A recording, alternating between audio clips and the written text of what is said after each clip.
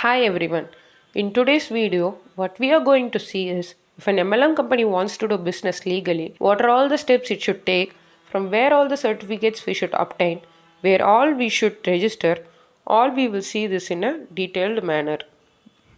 Most people ask this question: how to start MLM company legally? How to do that is the very important question. To all that we need what we say is MLM is not the product, MLM is just a marketing tool. We run a software development company. How we do our business is we do email campaign, post videos on YouTube, we optimize search engines to show our company first when people search for software development. We run marketing agency across globe. We do all these to run our business. If you look closely, understand very well that we have registered just our company, not the marketing method. You cannot do that also. In SEO, no one will ask your business methodology. They'll ask what business you do, what investment you do, what product you do, what you say your customer to get money, what service you provide the customer's money, what product you give. For this only you can register. What marketing you do or what is the methodology, that you cannot register it. Now you think here networking is just a marketing method. It is not a product or service you give your customer. By this means if you do a product based MLM or an e-commerce based MLM means whatever product you make, the registration needed for that product you should do and look for it. Else if you do an investment based networking means there is no separate registration for investment networking since investment MLM is not legal technically. We have seen so many videos in the internet that we have registered as private limited, so this is legal registration. We have PAN card in the name of the company, so this is legal. We pay GST for the company, so we are legal. These are all not legal.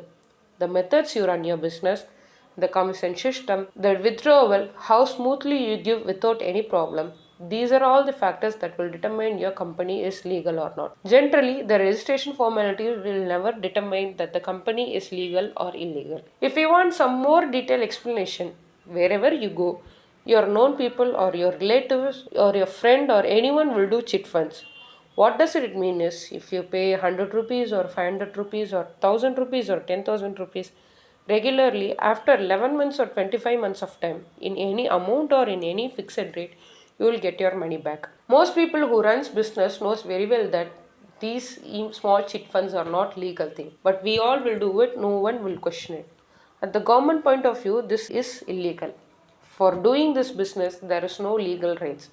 If you want legal rights, you should go to Reserve Bank of India and procure license. For example, if you do chit funds company worth of 10 lakhs, you should deposit 10 lakhs to the government. If any problem occurs in the future, the government will take the 10 lakhs and share between the customers.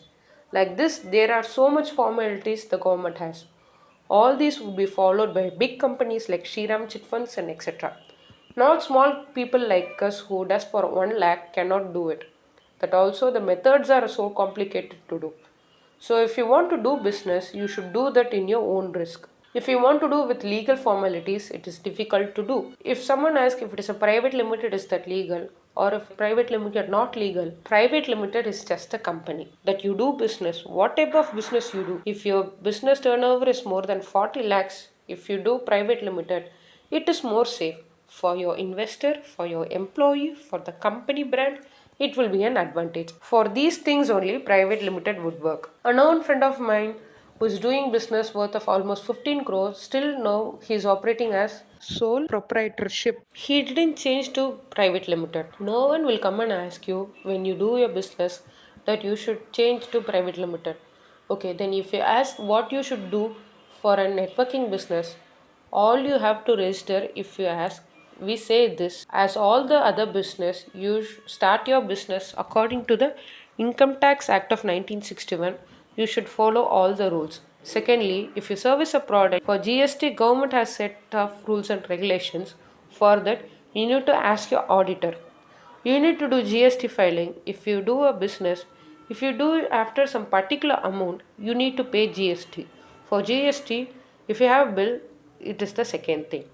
Thirdly, the Company Act. If you take any company, private limited or proprietorship or partnership, in 2013, Company Act law is introduced. As per the law, we should run the company. These are all not just for networking business. In India, whoever does the business, this act should be followed. For MLM, there is no separate license. But generally, for any business, you need to pay your income tax. GST should be paid. Company Act of 2013 should be followed. There is no separate license for MLM.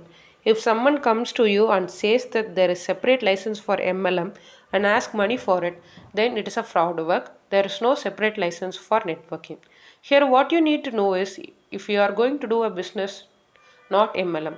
MLM is just a marketing tool. MLM is method of doing business for doing a business. Networking is just a marketing method. Networking itself is not a business. If you sell a product or if you do a service, for service, you use marketing as MLM tool. So, whatever business you do, whatever service you do, for that, what are all the rules and regulations you need to follow that? Ask your auditor about it or your legal consultant about it. If you ask for separately for MLM, there might be chances that they get confused as most of them might not have enough knowledge about networking. So you need to follow all the rules and regulations told by the government commonly, buy necessary certificates for that and say that these are all the MLM certificates and that's enough. Separately, there is no certificate for MLM. If suppose you want something for MLM after your business started and become a huge successful one, what you can do is in India there is two types of association. One is IDSA and other one is FDSA. Both are private organizations, but they are with the government for various advisory boards. Big company owners are members in this company. What does this association does is how big builders have association within themselves, how all software companies have association like NASCOM. These are also association. They provide necessary advices to the government. They are private boards. They give ideas and advice to the government whenever needed. You can join these kind of organizations. For a detailed video about this, we'll be posting it very soon. How it started, how are all the members, what does the association means, how does it to become a member of this association, what does it cost, what are all the advantages and disadvantages. We'll make a separate video about it very soon. Basically, just know that there are two associations, IDSA and FDSA. You can join this association after you have enough growth in your business because these association might cost you a lot for joining, like more than a lakh. In conclusion, generally for doing an networking business, there is no separate license needed. Whatever business you do in MLM, whatever product you do, the license you need for that product, you need to procure that only. You need to follow the rules and regulations given by the government. If you're planning for investment, doing that legally is extremely difficult. You should do that in your own risk only. If suppose you want to do it legally, you can ask your auditor about it. In India, according to year of 1982 Chit Fund Act, secondly, by Chit Fund Amendment Act of Bill 2019 by the government, you can do by asking your auditor or your legal consultant. You should do according to these laws only. This is a bit complicated system. Legal formalities would be a very complicated. If you are doing it in the large scale, you can follow these legalities. If you are doing it in a small scale, you will be doing it in your own risk only. After you do your business successfully up to certain level, you can follow these rules and regulations told by the government. Then you can run your business for a lifelong. You have all the possibilities to take your business to the next level and run successfully. If you have any doubts apart from this or any clarifications, you can contact us through WhatsApp. We'll help you with whatever we can. Thank you.